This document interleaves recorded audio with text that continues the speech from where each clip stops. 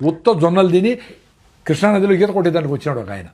ఆయన చాలా లావు 120 కిలోలు ఉన్నాడంట.